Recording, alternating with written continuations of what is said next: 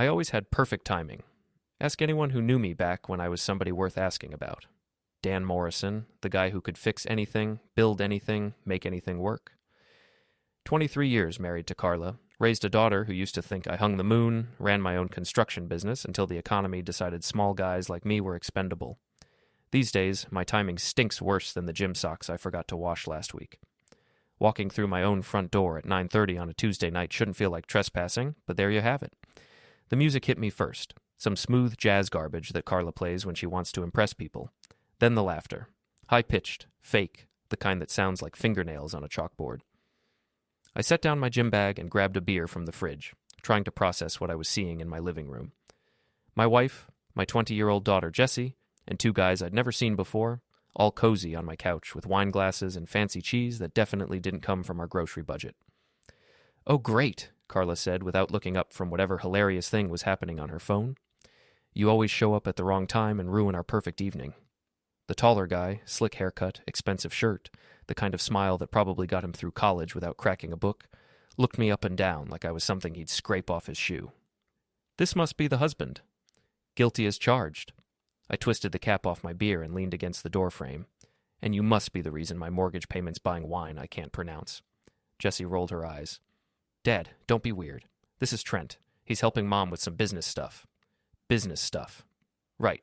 At 9:30 at night, in my living room, with wine." Trent extended his hand like he was doing me a favor. "Trent Blackwell. I run a tech consulting firm downtown. Your wife's been invaluable in helping us find the right properties." I shook his hand just long enough to feel how soft it was. Guy probably never held anything heavier than a laptop. "Dan Morrison. I run a construction business. Well, used to. Market's been tough." "I'm sure it has." His tone suggested he was anything but sure, and cared even less. The other guy introduced himself as Kevin, apparently Trent's business partner. Same expensive clothes, same condescending smile, same way of looking at my house like he was calculating what it might sell for. "We were just discussing the Henderson project," Carla said, finally acknowledging my existence. "Trent's company needs a location for their new offices, and I think I've found the perfect building." "Sounds important." I took a long sip of beer. "Important enough to require wine and cheese at my house on a Tuesday night?" "Don't be dramatic, Dan. We're celebrating. I'm about to close the biggest deal of my career." That stung more than I wanted to admit. Carla had been climbing the real estate ladder for 5 years now, ever since my business started struggling. She'd gone from selling starter homes to luxury properties, and her success was inversely proportional to my failures. The more I lost, the more she won. The more she won, the less she needed me. "Well, don't let me interrupt the celebration." I raised my beer in a mock toast. "Here's to big deals and perfect timing." I headed upstairs, but not before catching the look that passed between Carla and Trent. It lasted maybe 2 seconds, but I'd been married long enough to recognize it. That wasn't a business look. That was something else entirely. In my bedroom, our bedroom, though it felt less like ours every day, I sat on the edge of the bed and stared at my reflection in the dresser mirror. 42 years old, still in decent shape thanks to the boxing gym I'd started frequenting after the business went under, but showing wear around the edges. Gray creeping into my brown hair, lines around my eyes that hadn't been there 5 years ago. When had I become the guy who didn't belong in his own house? The laughter drifted up from downstairs, and I found myself straining to identify voices. Carla's laugh. I knew that one by heart, though it sounded different tonight. Lighter, happier than I'd heard it in months. Jessie's giggle, the one she used to reserve for when I'd tell her silly jokes. And Trent's voice, smooth and confident, the voice of a man who'd never had to explain to his wife why the business was failing or why they couldn't afford the vacation they'd planned. I pulled out my phone and scrolled through my contacts, looking for someone to call, someone to complain to. The list was shorter than I remembered. Most of my friends had been business contacts, and when the business dried up, so did the friendships. The guys from the gym were acquaintances at best. My brother lived 3 states away and had his own problems. Before we dive deeper into this story, I have one small request. Please subscribe, drop a like, comment, and hit that hype button to boost this channel so more people can discover these incredible Reddit stories. When had my world gotten so small? The front door slammed, and I heard car engines starting in my driveway. Then footsteps on the stairs, Carla's heels clicking against the hardwood. She appeared in the doorway, still glowing from whatever had happened downstairs. "You could have been nicer." "I could have been a lot of things." "They're important clients, Dan. This deal could change everything for us." "For us, or for you?" She sighed and started taking off her jewelry, the routine I'd watched thousands of times. Don't start. I'm trying to build something here. Support our family, keep us afloat while you figure out what's next. What's next? I repeated the words like they tasted bad. You make it sound like I'm on vacation. Aren't you? When's the last time you had a real job interview? When's the last time you did anything besides go to that gym and feel sorry for yourself?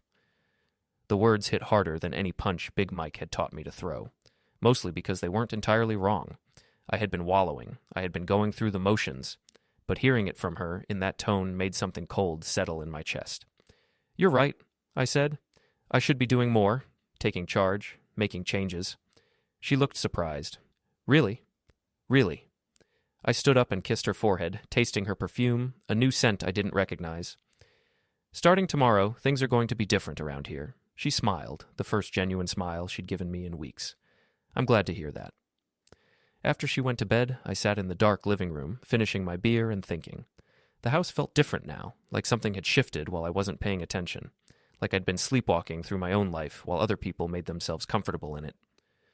My phone buzzed. A text from Jessie, even though she was just upstairs.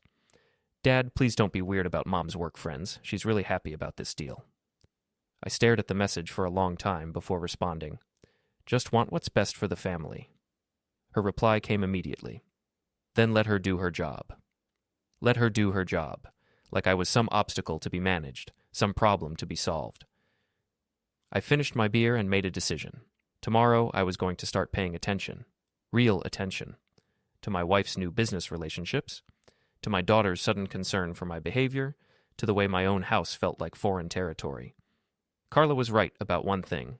It was time for me to take charge. Time to make changes. She just might not like the changes I had in mind.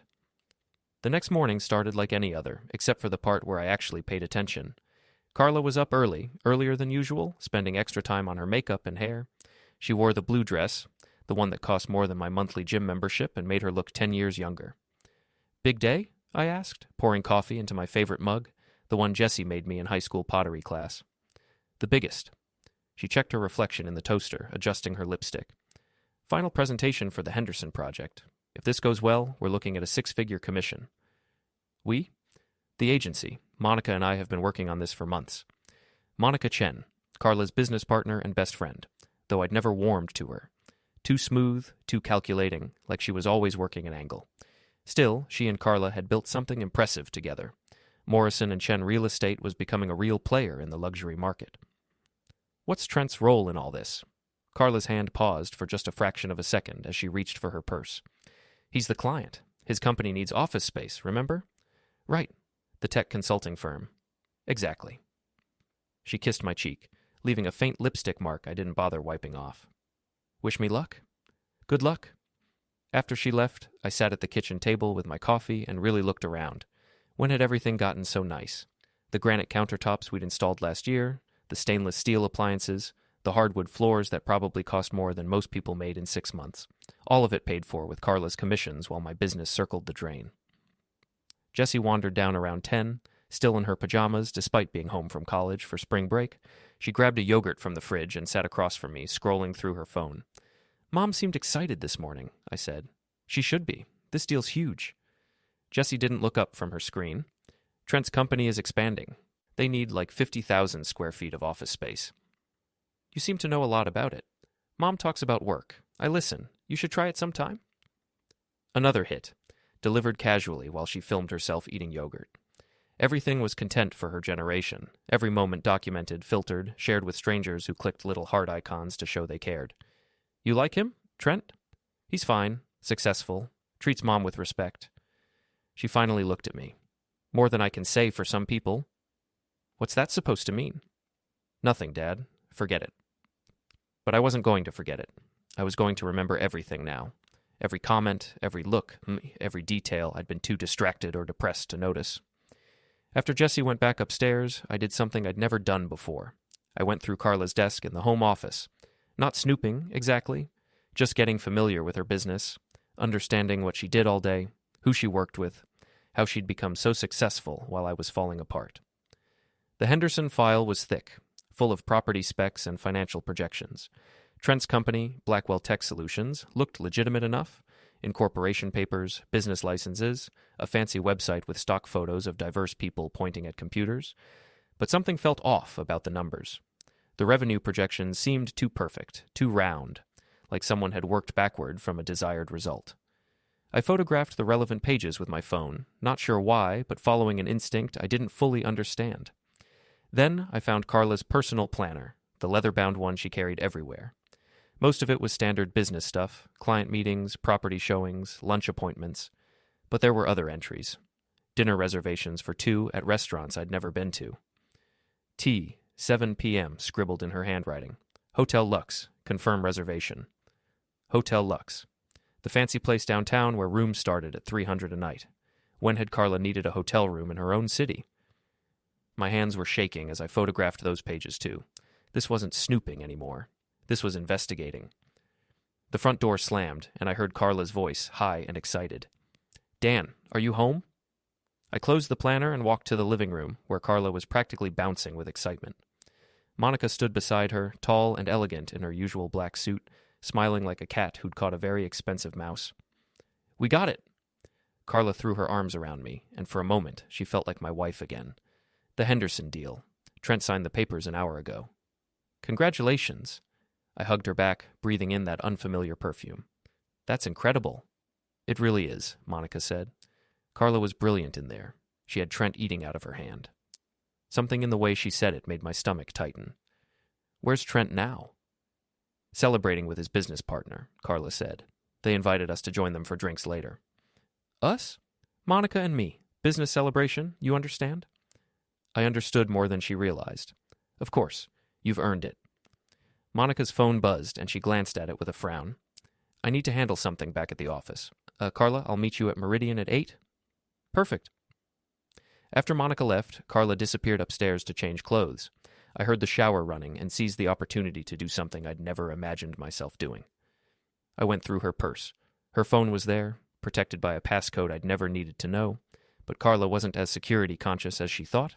The passcode was Jessie's birthday, the same combination she used for everything. The text messages told the story I'd been afraid to read. Trent. Can't wait to celebrate properly tonight, just the two of us. Carla. What about Monica? Trent. She'll understand. We have something special to celebrate. Carla. Dan's been suspicious lately. We need to be careful. Trent. Your husband's a loser. Stop worrying about him. Carla. He's still my husband. Trent. For now? I scrolled back further, finding weeks of messages. Plans for secret meetings, complaints about me. Intimate details I didn't want to know but couldn't stop reading. Photos that made my chest feel like it was caving in. The shower was still running. I forwarded the most damaging messages to my own phone, then deleted the evidence of sending them. My hands were steadier now, my mind clearer than it had been in months. When Carla came downstairs in her little black dress, another new purchase I didn't remember approving, she found me sitting calmly on the couch, watching the news. How do I look? Beautiful. You always look beautiful. She smiled and kissed my cheek again. I'll probably be late. Don't wait up. Have fun. You deserve it. After she left, I sat in the quiet house and stared at the messages on my phone. 23 years of marriage, reduced to screenshots of betrayal. The woman I'd built a life with, sharing intimate details with a man who called me a loser. But instead of falling apart, I felt something else. Something cold and focused and surprisingly energizing. For months, I'd been the victim of circumstances beyond my control. Market forces, economic downturns, bad luck, poor timing, passive, reactive, weak. That was about to change. I opened my laptop and started researching. Trent Blackwell's business history, his social media profiles, his financial background, Monica's business dealings, the Hotel Lux's reservation system.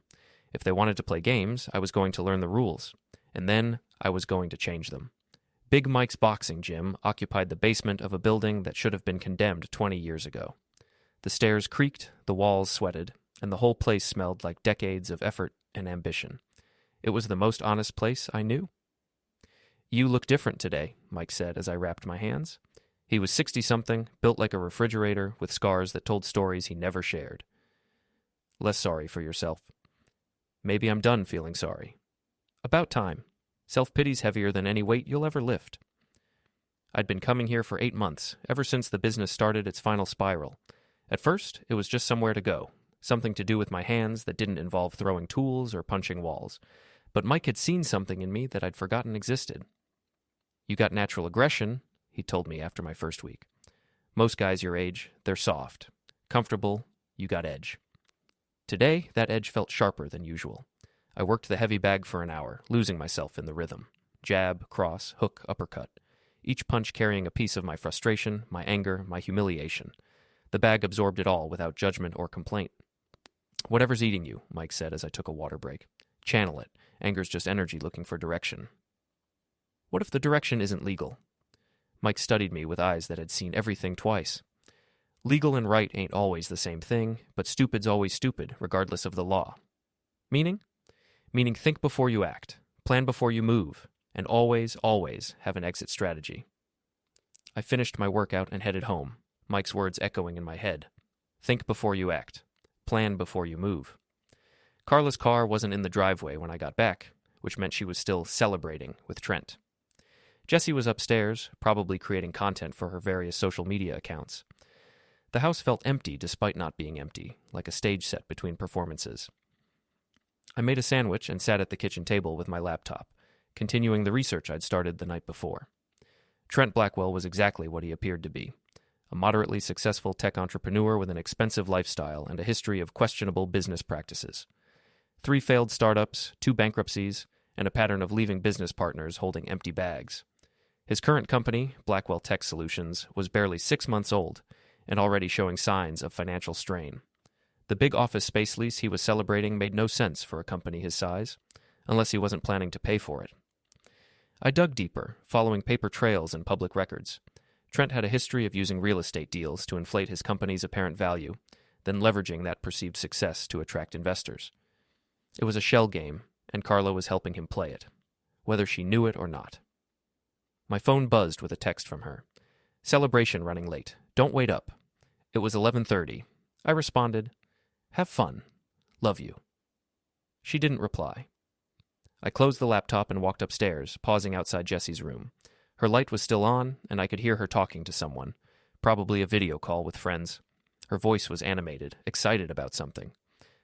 Totally clueless," she was saying. Like he has no idea what's going on right under his nose. It's actually kind of sad. I pressed my ear closer to the door. Mom's finally happy again.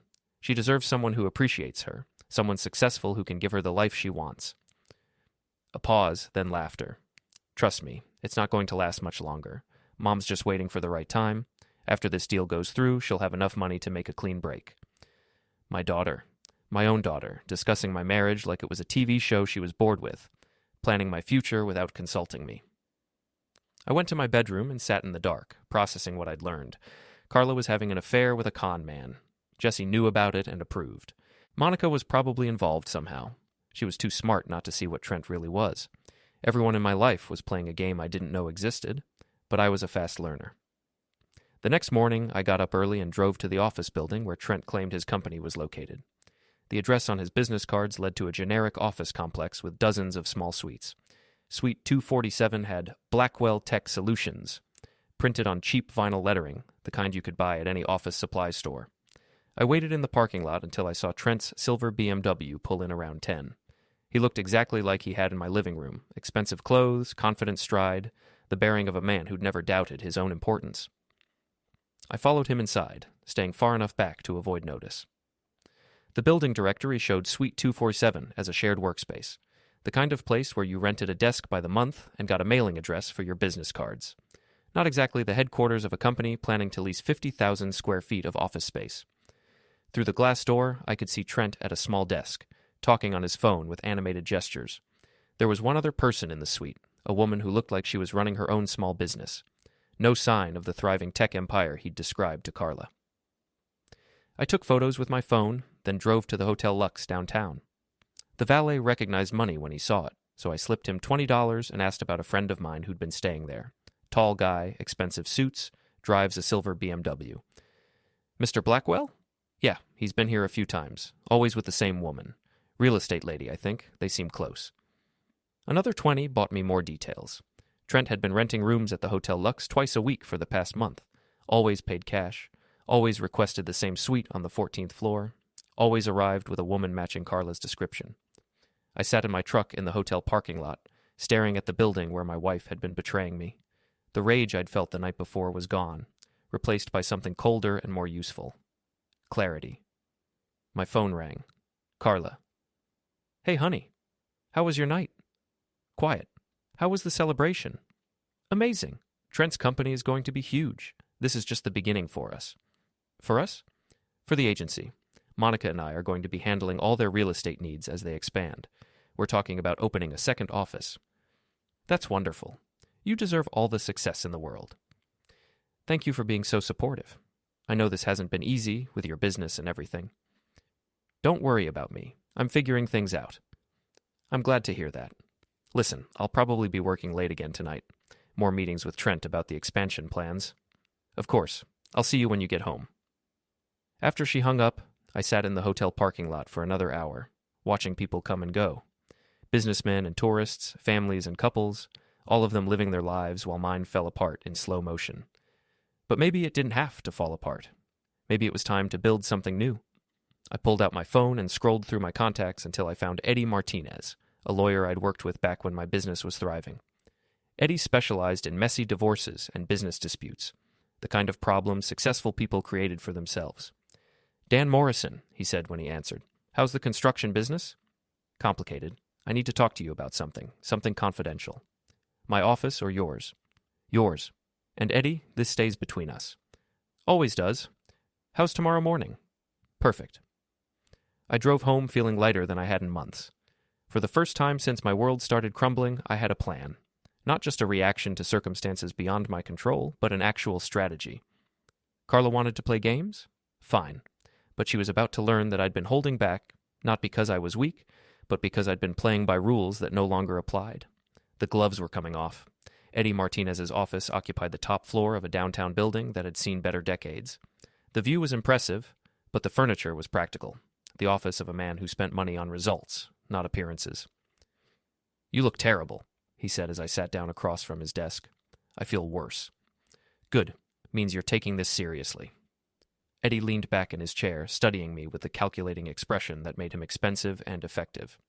Tell me everything, and I mean everything. The stuff you don't want to say out loud. I told him about Carla and Trent, about the messages and the hotel receipts and Jessie's casual betrayal.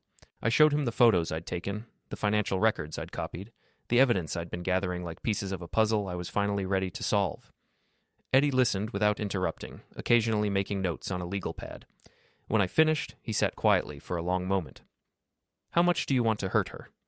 The question caught me off guard. What do you mean?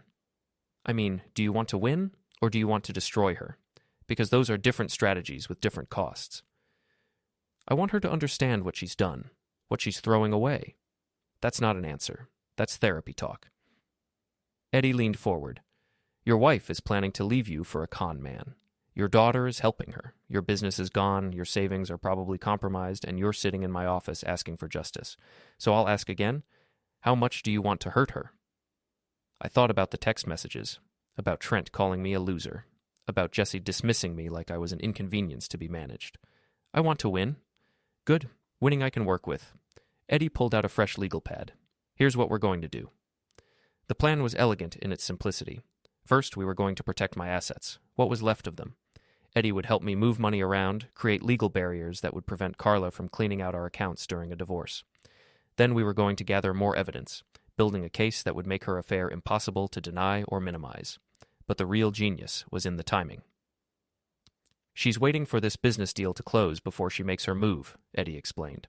That gives us a window. Let her think she's in control while we prepare our own surprise. What kind of surprise? The kind that ruins her professionally as well as personally. Your wife's about to help a con man steal money from legitimate investors. When that comes to light, and it will come to light, her reputation in the real estate business will be finished. You're sure Trent's running a scam? I'm sure enough to bet your marriage on it. The question is whether you want to be a victim when it collapses, or whether you want to be the one holding the detonator. I left Eddie's office with a list of tasks and a timeline. Step 1 was opening new bank accounts and transferring funds. Not enough to trigger suspicion, but enough to ensure I wouldn't be left with nothing when the smoke cleared. Step 2 was installing monitoring software on our home computer and wireless network, giving me access to Carla's communications without her knowledge. Step 3 was the hardest, acting normal while my world burned down around me. That evening, Carla came home excited about another meeting with Trent. They were finalizing the lease agreement for his company's new office space, 50,000 square feet in one of the city's most expensive buildings. "The numbers are incredible," she said over dinner. "This one deal is going to change everything for us." "For us, or for the agency?" "Both. Monica and I are talking about expanding into commercial real estate full-time. There's so much more money in it than residential." Jessie looked up from her phone. "Mom, you should post about this on Instagram, document the whole journey. It could go viral." "That's actually a great idea. People love success stories." I watched my wife and daughter plan her social media strategy, discussing hashtags and photo opportunities like they were launching a product instead of celebrating the destruction of my marriage. Everything was content to them. Everything was performance. "What do you think, Dan?" Carla asked. "Should I document this whole experience?" "Absolutely. People should see what you're really like." She smiled, missing the double meaning entirely. "You're being so supportive. I really appreciate it." After dinner, I helped clean up while Carla got ready for another business meeting with Trent. She spent 45 minutes on her makeup and chose a dress that cost more than most people's rent. A business meeting. "Don't wait up," she said, kissing my cheek. "These negotiations could run late." "I'm sure they will."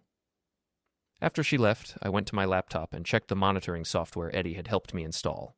Carla's phone was connected to our home Wi-Fi, which meant I could see her text messages in real time. "Trent, room 1447. I have champagne waiting." Carla, "On my way. Dan suspects nothing." Trent, "After tomorrow, it won't matter what he suspects." Carla, "What happens tomorrow?" Trent, "Trust me. Everything changes tomorrow." I screenshot the conversation and forwarded it to Eddie, then sat back and considered what Trent might be planning. The lease signing was scheduled for tomorrow afternoon. After that, his company would officially occupy 50,000 square feet of prime office space, giving his scam an air of legitimacy that would attract serious investors. But something else was happening tomorrow, something that would change everything. I spent the next hour researching Trent's previous business ventures, following the pattern of his cons. He would establish a legitimate-looking business, secure expensive office space to create an impression of success, then use that facade to attract investors. Once he had their money, the business would mysteriously fail, leaving everyone else holding worthless contracts. Carla wasn't just his mistress, she was his accomplice, whether she realized it or not. My phone buzzed with a text from Jessie, even though she was just upstairs. "Mom seems really happy lately. It's nice to see her excited about something." I stared at the message for a long time before responding. She deserves to be happy. Jessie, "Yeah, she does. Maybe you should try being more supportive of her career." Me, "I'm learning to be more supportive of lots of things." Jessie, "Good. She's worked really hard for this success." Success. My daughter thought helping a con man steal money was success worth celebrating. My wife thought betraying 23 years of marriage was an acceptable price for a business deal. They were both about to learn the difference between success and consequences. I closed the laptop and went upstairs, passing Jessie's room where she was filming herself talking about toxic family dynamics and supporting women in business. Everything was content. Everything was performance. In my bedroom, I sat on the edge of the bed and looked around at the life I'd built. The house we'd bought when Jessie was little, the furniture we'd chosen together, the photos on the dresser showing 23 years of birthdays and anniversaries and family vacations, all of it built on the assumption that we were a team, that we were working toward the same goals, that the promises we'd made to each other meant something. Tomorrow, I was going to find out how much those promises were really worth, and so was everyone else. The morning of the lease signing, I woke up before dawn and couldn't get back to sleep. Carla was still unconscious beside me, smelling like expensive hotel soap and someone else's cologne. She'd come home around 2 a.m, moving carefully to avoid waking me, not realizing I'd been lying awake listening to every sound. I made coffee and sat at the kitchen table, reviewing the plan Eddie and I had developed. Today was the day Trent would sign the lease for his fake company's headquarters. Today was also the day his house of cards would collapse. Because last night, while my wife was celebrating in a hotel room, I'd made some phone calls. The first call was to the building management company handling Trent's lease. I'd introduced myself as a concerned investor looking into Blackwell Tech Solutions and asked some pointed questions about their tenant screening process. Did they know the company was only 6 months old? Had they verified the financial statements? Were they aware of Mr. Blackwell's previous bankruptcies? The second call was to the State Attorney General's office, specifically their business fraud division. I'd provided them with detailed information about Trent's pattern of using real estate deals to create false impressions of business success, then leveraging those impressions to defraud investors. The third call was to a reporter I'd found through Google, someone who specialized in exposing business scams. I'd sent her everything I'd discovered about Trent's operation, including the connection to my wife's real estate agency. By the time Carla woke up, the wheels were already in motion. "Big day," I said as she stumbled into the kitchen looking for coffee. "The biggest. After today, everything changes." "I'm sure it does." She was too excited to notice my tone. "Monica's meeting us at the building at 2. The lease signing is at 3. Then we're having a celebration dinner at Meridian." "Sounds perfect. Mind if I tag along?" Carla paused with her coffee cup halfway to her lips. "Tag along where?" "To the lease signing. I'd love to see this deal that's going to change our lives." "Oh, well, it's really just business stuff. Boring contracts and paperwork. You'd be bored." "I don't mind being bored. I want to support your success." "That's sweet, but what?" She set down her coffee cup and looked at me with something that might have been suspicion. "Why the sudden interest in my work?" "Can't a husband be proud of his wife's achievements?" "Of course. It's just, you've never wanted to be involved before." "Maybe I'm realizing what I've been missing." She studied my face for a long moment, then shook her head. "I really think it's better if you skip this one. Next time, okay?" "Sure. Next time." But there wasn't going to be a next time. Not for this version of our marriage, anyway. After Carla left for the office, I drove downtown and parked across the street from the building where the lease signing was supposed to happen. At exactly 2 o'clock, I watched Carla and Monica arrive together, both dressed like they were attending a wedding. They stood outside the building, checking their phones and looking around nervously. At 2:15, Trent's silver BMW pulled up to the curb. He got out looking less confident than usual, his expensive suit wrinkled, his usual swagger replaced by something that looked like concern. At 2:30, a black sedan arrived and parked behind Trent's car. 2 men in suits got out, the kind of men who carried badges and asked uncomfortable questions. I pulled out my phone and called the reporter I'd spoken to the night before. "It's Dan Morrison," I said when she answered. "You might want to get down to 1247 Commerce Street. I think the story's about to break wide open." "Are you sure?" "I'm watching it happen right now." Through my truck's windshield, I could see the drama unfolding. The 2 men in suits were talking to Trent, showing him identification. Carla and Monica stood to one side, looking confused and increasingly panicked. Other people were gathering, building security, what looked like more investigators, and a woman with a camera who was probably the reporter. My phone rang. "Carla." "Dan, something's wrong. The police are here, and they're asking questions about Trent's company." "What kind of questions?" "About his financial statements. About the lease. They're saying there might be fraud involved." "That's terrible. Are you okay?" "I don't know. They want to talk to me and Monica. They're asking about our role in the deal." "Just tell them the truth. You were helping a client find office space." "But what if—" Her voice broke. "What if we're in trouble? What if we did something wrong without knowing it?" For a moment, I almost felt sorry for her. Almost. Then I remembered the text messages, the hotel receipts, the casual way she'd dismissed our marriage as an inconvenience. "I'm sure it'll be fine," I said. "You're a professional. You did your job. Can you come down here? I need support." "Of course. I'll be right there." But I didn't move from my parking spot. I sat in my truck and watched as the situation deteriorated. More police arrived. The reporter was interviewing people on the sidewalk. Trent was being led away in handcuffs, his expensive suit no protection against the reality of his situation. Carla and Monica were still talking to investigators, their body language becoming more defensive by the minute. At one point, Carla pulled out her phone and tried to call someone, probably me again, but I let it go to voicemail. Around 4 o'clock, the crowd began to disperse. The police cars left, taking Trent with them. The reporters packed up their equipment. Carla and Monica stood alone on the sidewalk, looking like survivors of a natural disaster. My phone buzzed with a text from Carla. "Where are you? I really need you right now." I responded, "On my way. Traffic is terrible." But I still didn't move. I wanted to watch this play out completely, to see how my wife handled the collapse of her perfect plan. Monica was the first to leave, getting into her car without saying goodbye to Carla. That was interesting. If they were true partners, they would have stuck together, figured out their next move as a team. Instead, Monica was cutting and running, leaving Carla to face the consequences alone. Carla stood on the sidewalk for another 10 minutes, making phone calls that apparently weren't being answered. Finally, she called an Uber and disappeared into a white sedan.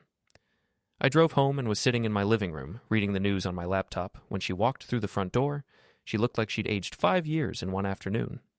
"Where were you?" she demanded. "I called you a dozen times." "I'm sorry. I was at the gym, and then I had to stop by Eddie's office about some legal paperwork. I didn't see your messages until I was already on my way home." She collapsed onto the couch beside me, her perfect makeup smeared with tears. "Everything's ruined. The deal, the lease, everything." "What happened?" "Trent was arrested. They're saying he was running some kind of investment scam, using fake business deals to steal money from people." "That's awful, but you didn't know anything about that, right?" "Of course not. But the police think Monica and I might have been involved. They're investigating our agency." "I'm sure they'll realize you were just doing your job." "But what if they don't? What if this destroys our reputation? What if we lose our licenses?" She was crying now, the kind of desperate tears that came from watching a carefully constructed life collapse in real time.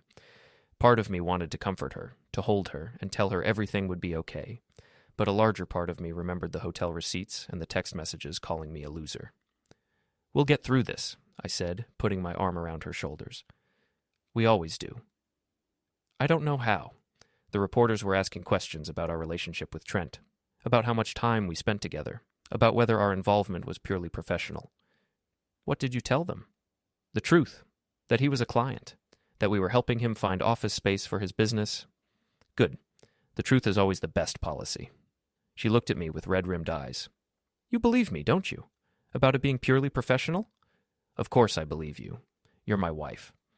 She hugged me then, holding on like I was the only solid thing in a world that had suddenly become unstable. And maybe I was, for now. But tomorrow was going to bring new revelations, new consequences, new opportunities for the truth to surface. Because while Carla thought today was about a business deal gone wrong, I knew it was really about something much more personal. The game was just getting started. The story hit the local news that evening.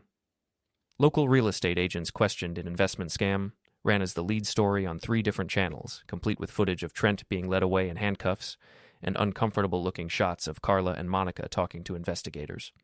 We watched it together on the living room couch, Carla gripping my hand so tightly her nails left marks. When her photo appeared on screen, a professional headshot from the agency's website, she made a sound like a wounded animal. "This is going to destroy us," she whispered. "It's just one story. It'll blow over." But I knew it wouldn't blow over, because I'd made sure it wouldn't. The reporter I'd contacted had done her homework, digging into Trent's previous scams and finding a pattern of using real estate professionals to legitimize his operations. Carla and Monica weren't just witnesses. They were part of the story. Jessie came downstairs during the second news segment, drawn by the sound of her mother crying. When she saw Carla's photo on the television screen, her face went white. "Mom? What's happening?" "It's complicated, honey. There was a problem with one of my clients. The police think he might have been doing something illegal." "But you didn't do anything wrong, right?" "Of course not. But that doesn't matter if people think I did." Jessie sat down on Carla's other side, and for a moment we looked like a normal family dealing with a crisis together, united against external threats, supporting each other through difficult times. It was almost touching. Almost. My phone buzzed with a text from Eddie. "Saw the news. Phase 1 complete. Ready for Phase 2? I excused myself to use the bathroom and called him back. "How bad is it for her?" I asked. "Bad enough. The state's opening a full investigation into Morrison and Chen real estate. They'll be looking at every deal the agency's handled in the past year, every client relationship, every financial transaction." "Will they find anything?" "Probably not anything criminal, but they'll find patterns. Expensive dinners with clients, hotel charges that don't match business travel, personal relationships that cross professional boundaries. And then? And then your wife's reputation in this business is finished. Even if she's not charged with anything, no one's going to trust an agent who can't tell the difference between a client and a con man." "What about Monica?" "Monica's smarter than your wife. She's already hired a lawyer and started distancing herself from the whole situation. My guess is she'll throw Carla under the bus to save her own career." After I hung up, I returned to the living room to find Carla and Jessie huddled together, scrolling through social media on Jessie's phone. "It's everywhere," Jessie was saying. "Twitter, Instagram, TikTok. Someone recorded video of you talking to the police." "Show me." Jessie held up her phone, displaying a shaky video that someone had filmed from across the street. The quality was poor, but you could clearly see Carla and Monica being questioned by investigators while Trent was arrested in the background. 40,000 views already, Jessie said. And the comments? Don't read the comments, I advised. Nothing good ever comes from reading the comments. But Carla was already reading them, her face growing paler with each swipe. They're calling me a criminal. They're saying I helped him steal money from innocent people. People say stupid things online. It doesn't mean anything. It means everything. My reputation is all I have in this business. If people think I'm dishonest... She didn't finish the sentence, but she didn't need to. In real estate, trust was everything. Once that was gone, you might as well find a new career. My phone rang. Monica. I should take this, Carla said, grabbing the phone before I could react. Monica, thank God. Are you okay? I could hear Monica's voice through the speaker, high and strained. Carla, we need to talk, not over the phone. Can you meet me somewhere? Of course. Where? The office. 20 minutes. I'll be there. After she hung up, Carla rushed upstairs to change clothes. I followed her to our bedroom, where she was pulling on jeans and a sweater, casual clothes that wouldn't attract attention. Want me to come with you? No, it's better if I go alone. Monica's probably scared. She needs to know we're going to stick together through this. Of course you are. You're partners. Exactly. Partners don't abandon each other when things get tough. She kissed me goodbye and left, still believing that loyalty meant something to the people in her life. I gave her a 10-minute head start, then drove to the office building where Morrison and Chen Real Estate occupied a suite on the 3rd floor. I parked where I could see the entrance and waited. Carla arrived first, using her key to enter the building after hours. The office lights came on a few minutes later. Monica's car pulled into the parking lot 15 minutes after that.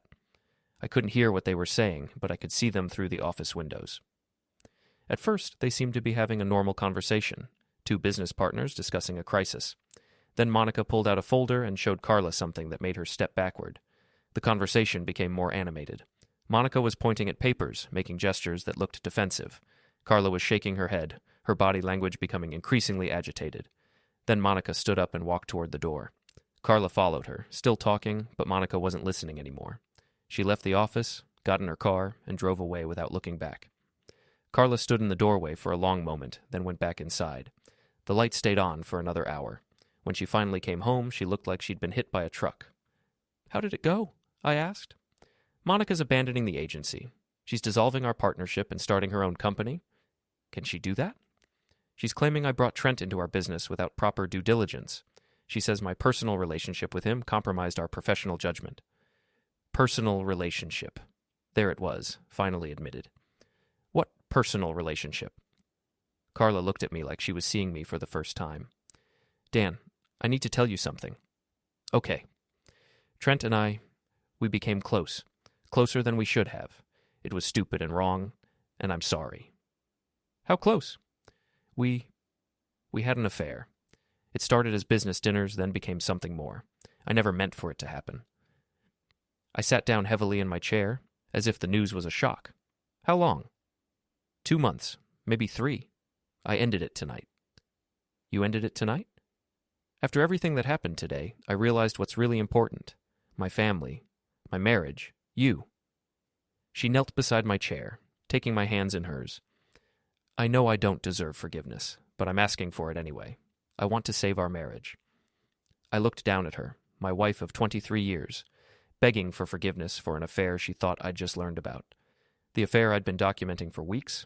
The affair that was about to become public knowledge when the investigation revealed her hotel receipts and text messages. I need time to think, I said. Of course. Take all the time you need. I'll do whatever it takes to make this right. But it was already too late for that. The story was spreading online, the investigation was expanding, and tomorrow would bring new revelations that would make tonight's confession look like a minor detail. Carla thought she was confessing to save our marriage. She was actually providing the final piece of evidence I needed to destroy it. The next morning brought a knock on our door at 7:30. 2 investigators from the state attorney general's office, asking if they could speak with Carla about her business relationship with Trent Blackwell. I made coffee while they sat at our kitchen table, asking questions that sounded routine but felt like a trap closing. How long had she known Mr. Blackwell? How many properties had she shown him? Had their relationship ever extended beyond professional boundaries? Carla answered carefully, admitting to the affair, but insisting she'd never known about Trent's fraudulent activities. She was trying to thread the needle, honest enough to seem credible, but not so honest as to implicate herself in his crimes. The investigators took notes and asked for copies of her business records. They wanted client files, financial statements, communication records, everything that would paint a picture of how deeply involved she'd been in Trent's operation. After they left, Carla sat at the kitchen table, staring at her coffee cup. "They think I was part of it," she said. "They think I helped him steal money." "Were you?" "Of course not. I thought he was legitimate. I thought his company was real." But you didn't do much research, did you? You didn't verify his financial statements or check his business history." She looked at me sharply. "How do you know what I did or didn't do?" "Because I've been paying attention. Because I've been watching you make decisions based on what you wanted to believe instead of what was actually true." "What's that supposed to mean?" I pulled out my phone and showed her the screenshots I'd taken of her text messages. Her face went white as she read her own words, her own lies, her own casual dismissal of our marriage. "How did you get these?" "The same way the investigators are going to get them. Phone records, hotel receipts, credit card statements. Everything you thought was private is about to become evidence."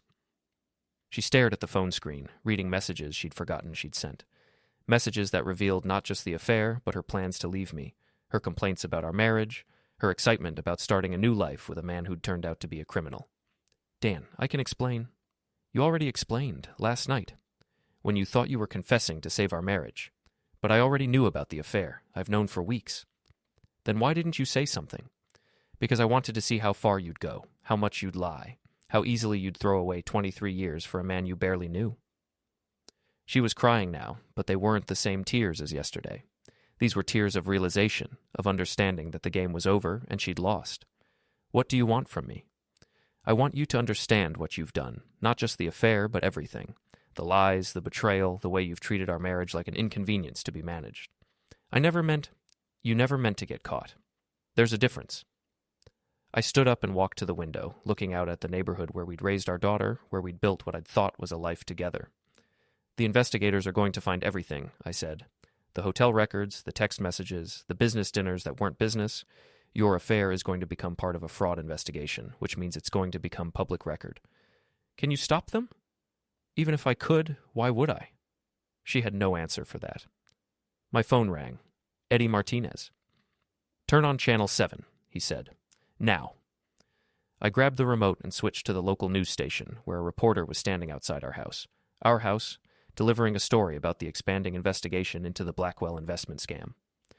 Sources close to the investigation tell us that real estate agent Carla Morrison had a personal relationship with alleged scammer Trent Blackwell that may have compromised her professional judgment.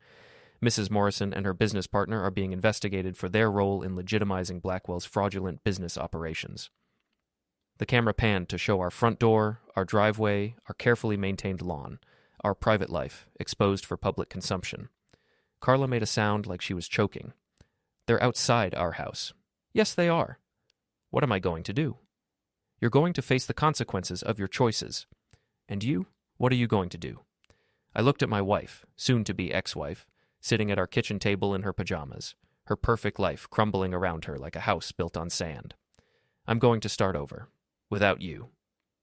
The words hung in the air between us, final and irreversible. 23 years of marriage ended with a simple statement of fact. "Dan, please, we can get through this. We can rebuild." "No, we can't, because this isn't something that happened to us. This is something you chose. You chose the affair, you chose the lies, you chose to risk everything we built for a man who saw you as nothing more than a useful tool. I made mistakes. You made choices, and now you get to live with them." I walked upstairs and packed a bag while Carla sat in the kitchen, probably planning her next move, her next lie, her next attempt to control a situation that had already spiraled beyond her control. Jessie's bedroom door was closed, but I could hear her on the phone, probably doing damage control on social media, trying to spin the story in her mother's favor. She'd chosen her side weeks ago. I left the bag by the front door and returned to the kitchen, where Carla was staring at her phone, reading news articles about her own downfall.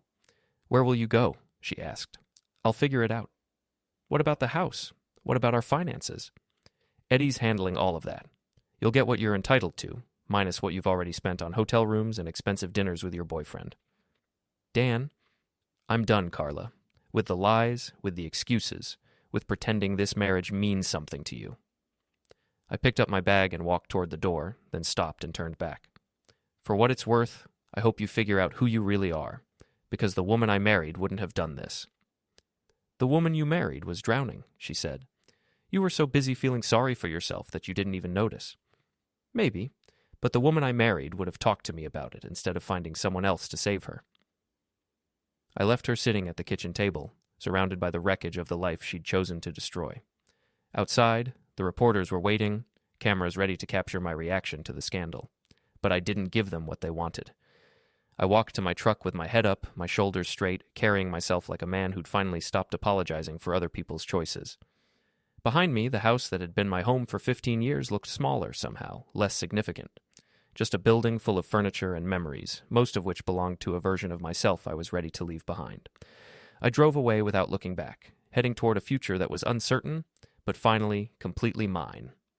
In my rearview mirror, I could see the reporters rushing toward the house, eager to get Carla's side of the story. She always did like being the center of attention. Now she'd have all the attention she could handle. 3 months later, I was living in a small apartment across town, working for a construction company that appreciated my experience and didn't care about my personal drama. Carla had lost her real estate license and was working as a receptionist at a dental office, trying to rebuild her reputation one day at a time. Jessie had transferred to a college in another state, claiming she needed a fresh start away from the scandal. She still called her mother every week. She hadn't called me once. Trent was serving 18 months in federal prison for investment fraud.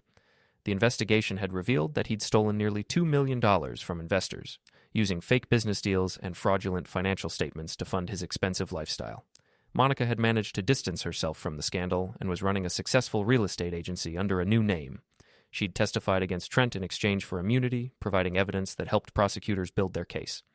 The divorce had been finalized with minimal drama.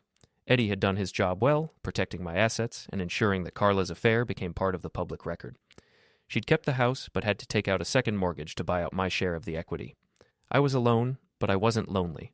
For the first time in years, I felt like myself again, not the failed businessman, not the betrayed husband, just Dan Morrison, a man who'd learned the difference between being defeated and being destroyed. The boxing gym had become my second home. Big Mike had offered me a part-time job training younger fighters, teaching them the fundamentals of the sport, and, more importantly, the fundamentals of getting back up when life knocked you down. You look different, he said one evening as I finished my workout. Lighter. I feel lighter. Good. Carrying other people's mistakes will break your back. He was right. I'd spent months carrying the weight of Carla's choices, trying to fix problems I hadn't created, apologizing for failures that weren't mine. Now I was carrying only my own weight, and it felt manageable. My phone buzzed with a text from an unknown number. For a moment, I thought it might be Jessie, reaching out from her new life. But it was someone else entirely. Hi, Dan. This is Rebecca from the coffee shop on 5th Street. You probably don't remember me, but we talked a few weeks ago about the construction work you're doing on the building next door. I was wondering if you'd like to have dinner sometime. No pressure, just thought it might be nice to get to know each other better. I stared at the message for a long moment, then typed back, I'd like that. How about Saturday? Her response came immediately. Perfect. Looking forward to it. I put the phone away and finished packing my gym bag. Outside, the city was settling into evening, lights coming on in windows, people heading home to families and lives that belonged to them. For the first time in months, I was looking forward to tomorrow. The last laugh, it turned out, was mine after all.